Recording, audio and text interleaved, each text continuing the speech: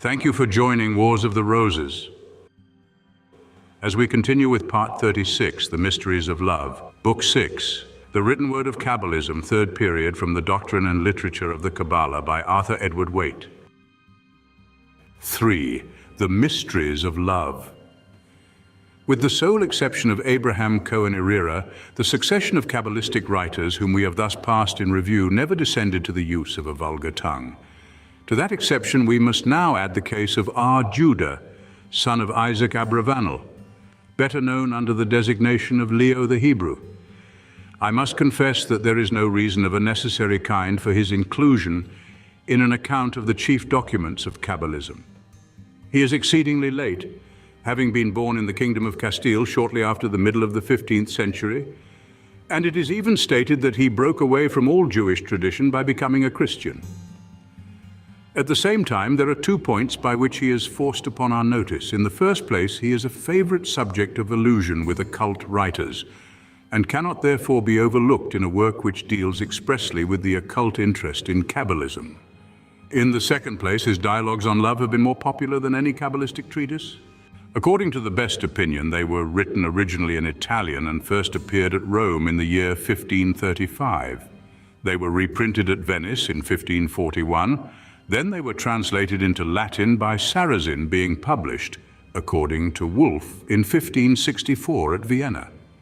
This version, which has been praised for its elegance, was next included by Pistorius in his famous Artis Kabalisticae Scriptores, Basel, 1587. They were rendered twice into Spanish, the first version, and the only one of my acquaintance being that of Juan Costa, in 1584. Lastly, there have been at least 3 French translations, namely by Pontus de Thiard, 1580, the Seigneur du Père Champerrois, and Alexander Weil, 1875. Though he wrote, as it is said in Italian, Abravanel was Spanish by birth, but was driven from his native country through the edict of Ferdinand and Isabella. This was in 1492. His first refuge was Naples, where he entered the king's service, but the king died, and his realm fell into the hands of Charles VIII, after which the Spanish Jew again became a wanderer. Some say that he retired to Sicily, afterwards to Corfu and Poniles, and finally to Venice, where he died in 1508. Others relate that he fixed his abode at Genoa, and there practiced medicine with honor for a long period. As to the change, real or pretended, in his religious opinions, there is also serious confusion. Basnage says that he was a man of a mild nature who mixed familiarly with Christians, but inveighed against them in his writings, especially against the priests and the Pope. Pistorius, on the other hand, represents him as a converted Jew.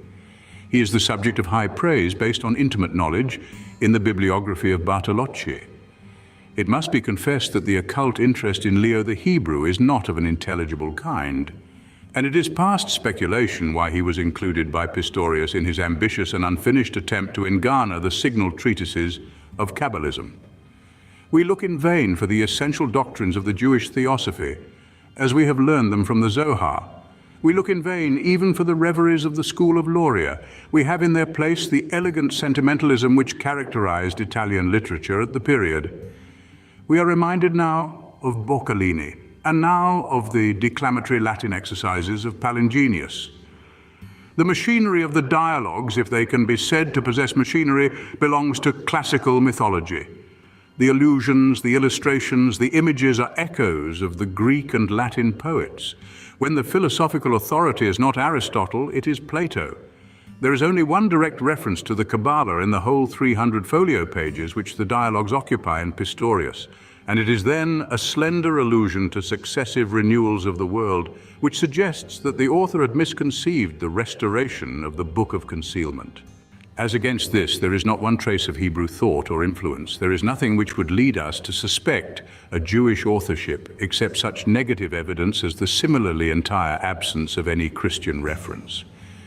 If the work can be said to recall anything outside the unwise literature of the 16th century in Italy, it is certain Sufic poets adapted to the understanding of Venetian ladies in the days of the Doges. And here indeed is the true secret of its popularity. It is not only so pleasing, so educated according to the lights of its period, so correct in its sentiment and breathing so little but sentiment, so refined in its amorous passion and so much above reproach, that it does not contain a single obscenity or a single recondite thought.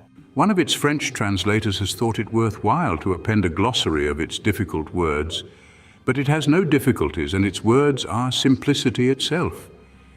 It has many passages which even at the present day may be called delightful reading, and it is redeemed from the commonplaces of sentiment by tender suggestions of shallow allegory. The Philo and Sophia of the dialogue are enough by their mere names to suggest transcendentalism to an occult student, and more than one criticism has supposed it to be concerned wholly with the love of God. As a fact, it discerns in all things the activity, the influence and the power of the master passion. And another of the secrets of its popularity in the warm-blooded world of the South is that however much love is transcendentalized in the dialogues, it is always sexual. So also the philosophy of this love is the doctrine of delectation and felicity. Delectation is union with the beloved, and the good and the beautiful are identified in words that recall the light metaphysics of Cousin and the blessed life of Fichte. The general definition of love is that it is a vivifying spirit which permeates all the world and a bond uniting the entire universe. But the proper definition of the perfect love of man and woman is the concurrence of the loving with the beloved to this end that the beloved shall be converted into the lover. When such love is equal between the partakers, it is described as the conversion of the one into the other. Being below this human love, there is not only that which subsists among mere animals, but in things insensible, in the first matter, in the elements and in the heavenly bodies which are drawn one to the other and move in regular order by the harmonious impulse and interaction of a reciprocal affection. Even the knowledge of God seems to be presented as regards language and images under a sexual aspect. God is loved in proportion as he is known, and as he cannot be known entirely by men, nor his wisdom by the human race, so he cannot be loved as he deserves, for such an exalted sentiment transcends the power of our will.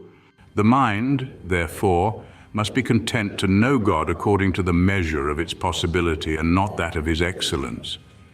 The knowledge and love of God are both necessary to beatitude, for he is the true intellectual agent with whom consists felicity, which is not to be found in the knowledge of all things, but in the one alone who is himself all others. This felicity does not consist in the act cognoscitive of God, which leads to love, nor in the love which succeeds such knowledge, but in the copulation of the most interior and united divine knowledge, for this is the sovereign perfection of the created intellect, the last act and happy end in which it finds itself rather divine than human. Such copulative felicity with God cannot, however, be continuous during our present life, because our intellect is here joined to the matter of our fragile body. It may be added that Leo the Hebrew, like Raymond Lully, accounts for the self-sufficiency of the divine nature on the ground that the love, the lover, and the beloved are all one in God, that God alone is the end of all love in the universe, and that his love towards his creatures is the stimulation of a desire of good for their sake and not for his own. It may be inferred also that a transcendental meaning is not improbably contained in such speculations as that of the sleep of love, of amorous contemplation, of the graving of the image of the beloved in the thought of the lover, and of the ravishment of this state. Thank you for watching, and please don't forget to share, like, subscribe and comment, and if you can, please consider donating to Wars of the Roses. Links to PayPal and Patreon are in the description. Thank you so very much.